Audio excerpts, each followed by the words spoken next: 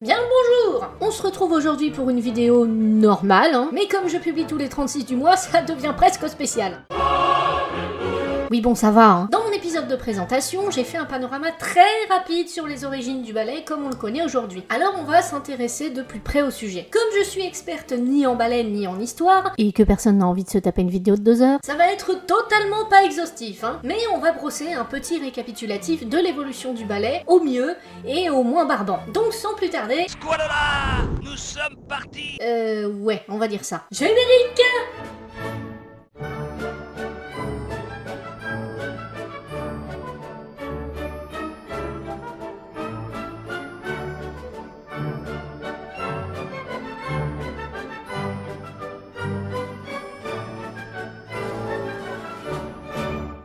Pour que cet épisode au sujet beaucoup trop vaste ne soit pas affreusement indigeste, et ben en fait je vais le diviser en 3 vidéos. Dans la première partie, on va remonter au tout premier ballet de cour apparu en Italie au XVe siècle et on va pousser jusqu'au XVIIIe. Dans la deuxième, on va aller jusqu'au grand ballet romantique grâce auquel pas mal de gens connaissent justement de près ou de loin la danse classique. Et dans la dernière, on va continuer tranquillou jusqu'à la danse contemporaine où je ne m'étalerai pas trop parce que je m'y connais encore moins. Voilà, comme ça c'est clair, vous savez à quoi vous attendre. Bref, c'est parti, ça va pas se faire tout seul. Tout commence pendant le Quattrocento. Abréviation de Mille et Quattrocento, il s'agit du XVe siècle italien, juste après le Moyen-Âge, au tout début de la Renaissance en Europe. À cette période en Italie, en termes d'art, c'est l'effervescence. Et c'est là qu'apparaît un nouveau type de spectacle dans les cours d'Italie, le ballet. Les spectacles dansés existaient déjà avant bien sûr, mais on était plutôt sur de la danse noble ou populaire, avec du burlesque, de la danse macabre et autres mascarades, qui finalement sont tout de même à l'origine des ballets de cour, en quelque sorte. Mais avec la Renaissance, comme son nom le laisse entendre, tous les arts ont un nouveau souffle, y compris la danse qui, justement, est mêlée aux autres. Et c'était d'autant plus le cas à l'époque avec les balli, puisque la danse était encore associée à des poèmes récités, à des chants, à des peintures, etc. Donc ça résulte en de grands spectacles pour des occasions tout aussi grandes, comme les mariages.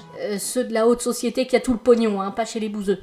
Comme tout art, la danse a ses codes. À cette époque, à travers l'art, on vise la beauté avec un grand B, et par la beauté avec un grand B, on vise le bien avec encore plus un grand B. Et le bien, c'est s'élever vers Dieu, en fait. Et pour s'élever vers Dieu, il faut respecter le cosmos. Non, pas celui-là. Non plus. Quoi? Mais ça s'écrit même pas... Bon, ok, laisse tomber. Le cosmos, c'est l'ordre de l'univers, le bon ordre, le mouvement parfait des astres dans le ciel, l'harmonie de l'espace que des gars comme Platon et Pythagore adoraient. Grosso merdo, pour les gens de l'époque, c'est ça. Un truc joli, bien régulier, géométrique. Donc danser bien, ça veut dire faire du joli, du régulier, du géométrique. Alors au fil du 15e siècle, la danse va devenir savante avec des positions du corps, des pas plus précis qui ont des noms. Tout ça est décrit en long en large par des ballerini professionnels. Il y a même un traité rédigé vers 1416, L'art de danser et de mener les danses. Je vous dis le titre en français parce que mon italien est déplorable. Traité dans lequel sont définis de nombreux pas et qui sera complété par d'autres bouquins. Par conséquent, arrivé au XVIe siècle, la technique est plus poussée, les mouvements plus raffinés, et on a déjà une 50aine de règles répertoriées dans Il Ballarino par Fabrizio Caroso, danseur chorégraphe et professeur de renom. Tout ce qui est pirouette, relevé, entrechat, et bien tous ces pas de danse encore utilisés maintenant, ils viennent de là. D'ailleurs, entrechat, pour anecdote, ça n'a rien à voir avec nos chers petits félins. Ça vient du mot intrecciato qui a été francisé entrechat.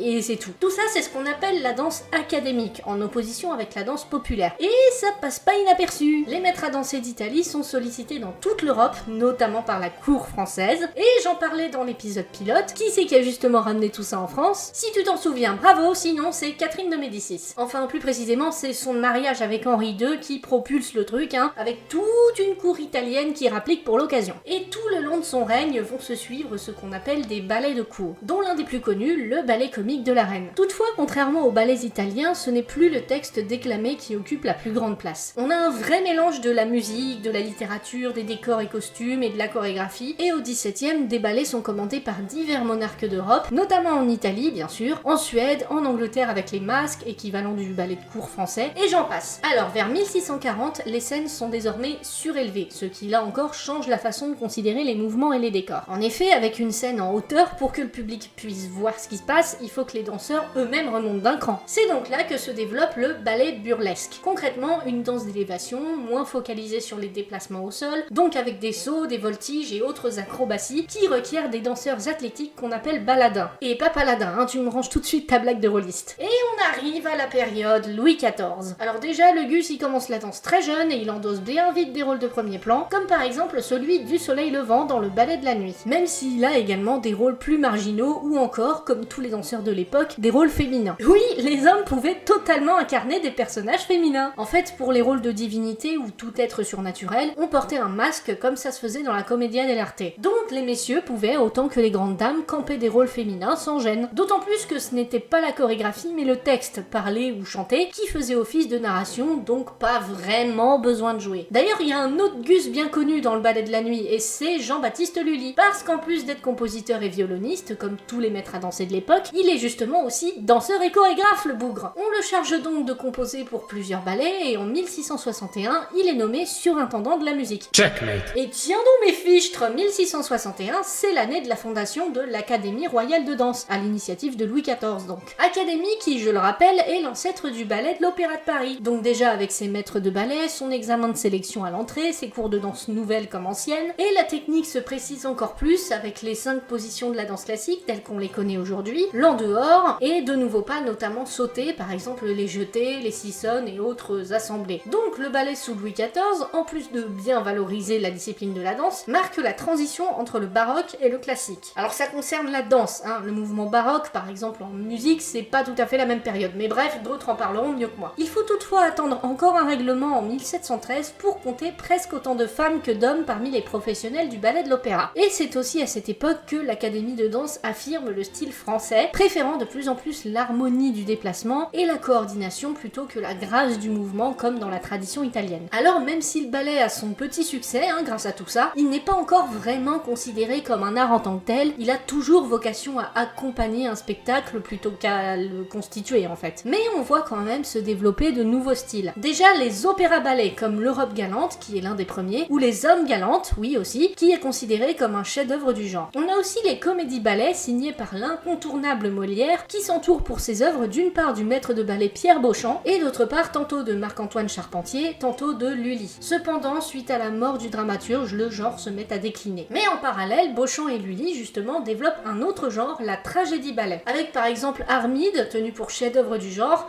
et aussi dernière tragédie-ballet de Lully avant son décès. La tragédie-ballet, c'est en fait une sorte de pot pourri entre le ballet de cour, l'opéra-ballet, la comédie-ballet, bref, les gars ont un peu pioché partout. Alors ce n'était pas vraiment des opéras, mais c'est de ces tragédies lyriques que vient tout de même l'opéra français. Au XVIIIe siècle, le ballet rayonne depuis la capitale française dans toute l'Europe, via les grands maîtres à danser de l'époque. Parmi eux, Jean-Baptiste Landais, qui passe de la France à la Suède, puis en Russie, où il introduit et enseigne le ballet jusqu'à sa mort en 1748. Le ballet devient alors très plébiscité en Russie et petit à petit ce pays devient la destination temporaire ou définitive de nombreux danseurs et chorégraphes. Genre Marius Petipa ? Oui, enfin lui c'est un siècle plus tard. Hein. Bref, tout comme Moscou ou Saint-Pétersbourg, des villes comme Londres, Venise, Vienne ou Copenhague accueillent aussi des maîtres de ballet français ou italiens, ceux qui contribuent encore et toujours plus au succès du ballet. En résumé, si l'Italie peut se vanter d'être à l'origine des premiers ballets, la France, elle, peut se targuer de les avoir non seulement importés, mais aussi d'avoir fait de la danse un art à part entière et de l'avoir exporté aux 4 coins de l'Europe. C'est d'ailleurs pour ça que beaucoup de noms de pas sont restés en français, par exemple arabesque, sissonne, pas de bourrée, attitude, etc. Bon, c'est déjà plus long que ce que je pensais, alors on va s'arrêter là pour l'instant. Mais on se retrouve bientôt pour la deuxième partie de cette rétrospective. Et en attendant, des bisous, faites gaffe à vous, mangez des choux et à la prochaine!